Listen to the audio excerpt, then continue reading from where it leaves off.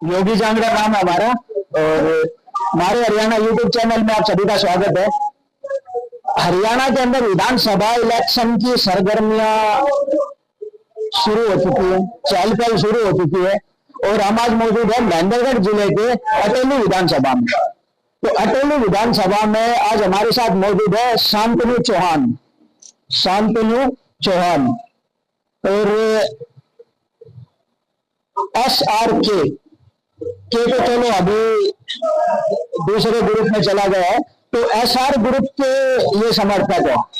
ये जो एरिया जहां हम बैठे हैं, ये एरिया मुद्दा का गढ़ माना जाता है, लेकिन इस गढ़ के अंदर SR ग्रुप का कैंडिडेट और वो भी यूथ कांग्रेस का उपाध्यक्ष, तो बंदे में दम तो है दूसरे के गढ़ के अंदर, और खुद उपाध्यक्ष बन के बैठा, तो बंदे में सीधी सी बात है दम तो है।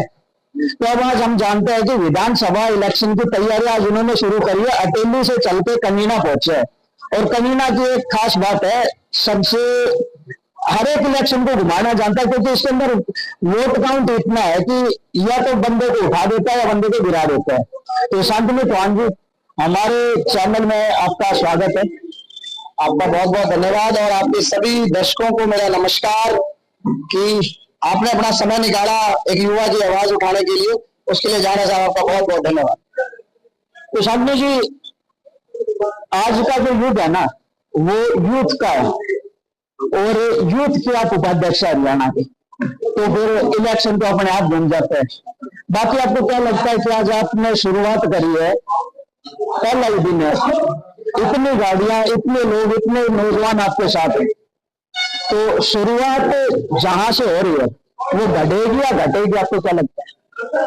यार साहब, हालात ये हो गए हैं अटेली विधानसभा के कि जिस विधानसभा से विधायक जीतकर प्रदेश का मुख्यमंत्री बनता है और कई और नेताओं को बड़ा बड़ा मौका मिला जिन्होंने प्रदेश के अंदर प्रदेश स्तर की कमान संभाली। लेकिन अगर आज भी हम जिक्र करें कि जब चंडीगढ़ के अंदर जाके या उधर के नॉर्थ हरियाणा में जाके जब हम ये कहते हैं कि हम अटेली से हैं, तो एक बार लोगों के दिमाग में आता है कि भाई अटेली है कहाँ। और जब हम महेंद्रगढ़ जिला बताते हैं तो उधर के लोगों को लगता है कि महेंद्रगढ़ जो है वो कोई राजस्थान में जगह है, वो स्थित है। क्यों? क्योंकि ना तो कभी अटेली की आवाज विधानसभा के अंदर गूंजी, ना जो यहाँ के मुद्दे थे वो कभी मजबूत तरीके से उठाए गए। और यहाँ से तो सिर्फ विधायक बने, पैसा कमाया और गुड़गांव में जाके फ्लैट बना लिए और फार्म हाउस बना लिए। तो ये जो दर्द है, ये दर्द जब हम और जिलों में जाते हैं या और प्रदेशों में जाते हैं तो ये दर्द अब सहन हो नहीं रहा था।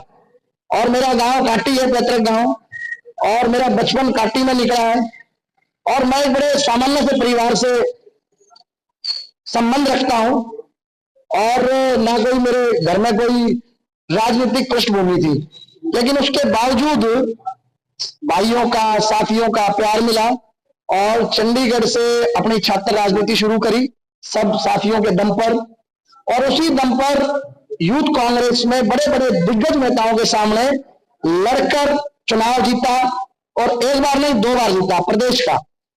और राहुल गांधी जी की सोच कि एक सामान्य परिवार का युवा जो आखिरी कतार में बैठा है उसे पहली कतार में आने का मौका दिया, तो युवा कांग्रेस के चुनाव के माध्यम से दिया।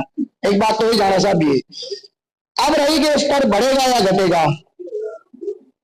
तो मेरे यहाँ साथी हैं, पुराने साथी हैं, राहुल भाई हैं, कई मेरे ऐसे साथी हैं जिन्होंने ये कहा कि अब हम उन नेताओं से परेशान हो गए हैं जो नेता 6 महीने में एक बार आते हैं और 5.5 महीने जो है वो गुड़गांव और दिल्ली की सड़कों पे निकालते हैं। अब हमें एक ऐसा साथी चाहिए जो नीचे से उठकर, जिसने संघर्ष को समझाओ, दिल से समझाओ, ऐसे हमें साथी की जरूरत है।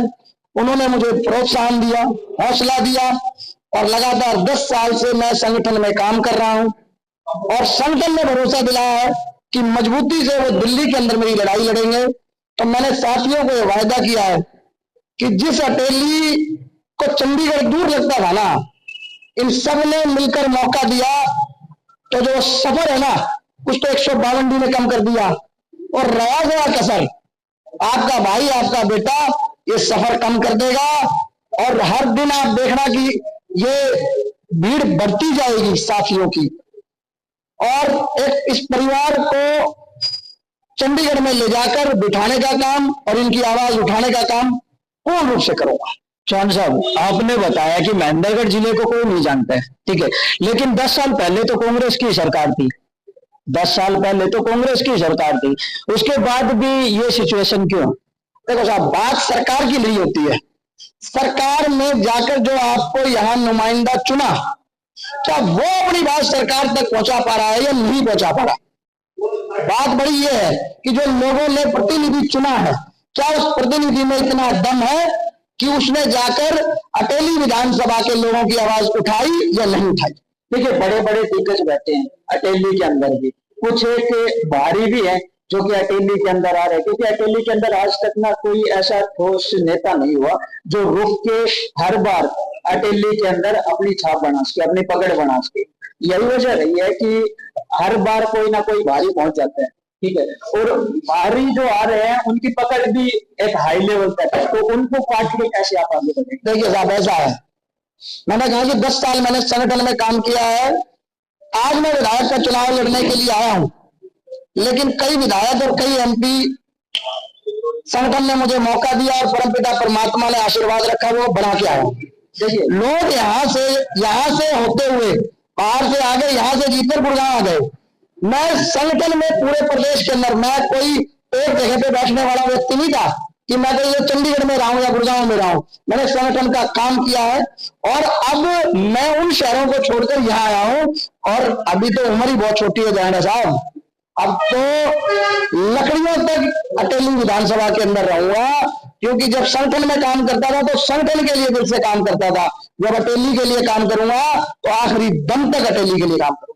देखिए, संगठन की आप बात कर रहे हैं तो संगठन दो है, एक पार्टी का संगठन, वो तो उसकी सपोर्ट आपको मिल जाएगी, लेकिन जनता का जो संगठन है जिसके बिना आप चंडीगढ़ का रास्ता चुन ही नहीं सकते, चंडीगढ़ पहुंच ही नहीं सकता, तो जनता के संगठन को एक करने के लिए, उसका समर्थन प्राप्त करने के लिए आपकी क्या तैयारियां हैं? साहब, ऐसा है, आज हमारी ये आशीर्वाद यात्रा थी, सभी देव स्थानों पर जाकर आशीर्वाद लिया है, और 22 तारीख से डोर टू डोर का कार्यक्रम है, और युवाओं में रोष है, भाजपा के प्रति रोष है, बेरोजगारी जिस स्तर पर बढ़ गई है, और अग्निवीर योजना, क्योंकि इस क्षेत्र में सबसे ज्यादा लोग फौज में जाते हैं, और हरियाणा में ये दुर्भाग्य है कि हमें यहाँ से बहुत शहीद देने पड़ते हैं, ये एक दुख की बात भी है। तो अग्निवीर योजना के जो बीजेपी ने चलाई है, कांग्रेस उसके ऊपर आरोप प्रत्यारोप लगाती रहती है, तो क्या चेंजमेंट होगा? आप अगर विधायक बनते हैं, सबसे ज्यादा ये अहिरवाल की जो बेल्ट है, यहीं से आर्मी या सीआरपीएफ जो भी बटालियन उनके अंदर जाते हैं, तो क्या चेंजमेंट होगा? देखिए, सबसे पहले तो यहाँ एक मुद्दा है, जो अहीर समाज है उन्होंने अहीर रेजिमेंट को डिमांड रखी हुई है, और बहुत बड़ा धरना भी गुड़गांव चला था। तो पहला तो मुद्दा यही उठाया जाएगा कि अहीर रेजिमेंट को बनाया जाए, और अग्निवीर के लिए यहीं से आवाज उठाई जाएगी।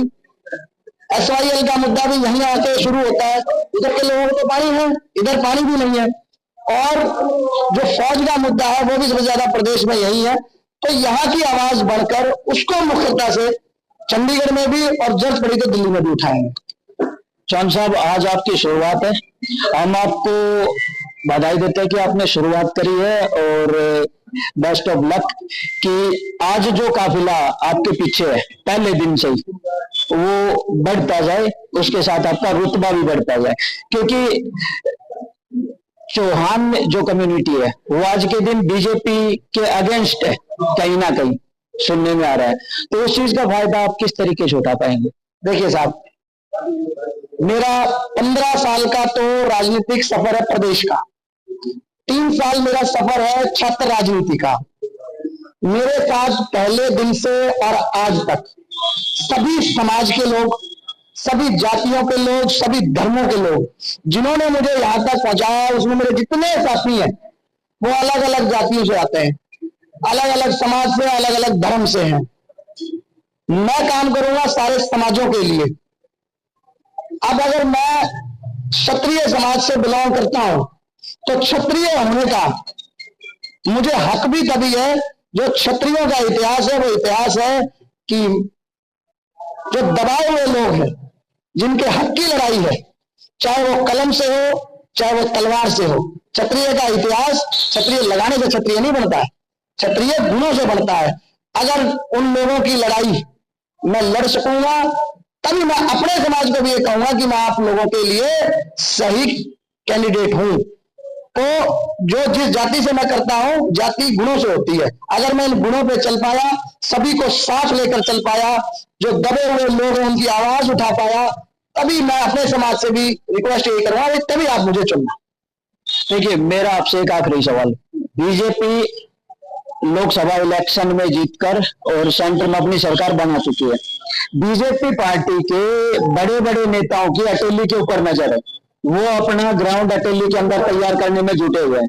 एक तो सेंटर में सरकार, दूसरा अभी मौजूदा सरकार भी बीजेपी की है, तो उनको ग्राउंड बनाने में इतनी परेशानी होगी नहीं। और खासकर कुछ ऐसे बड़े लेवल के नेता जो कि अटेली में अपना ग्राउंड बनाने के लिए सक्रिय है, तो उनको कैसे काट पाएंगे आप?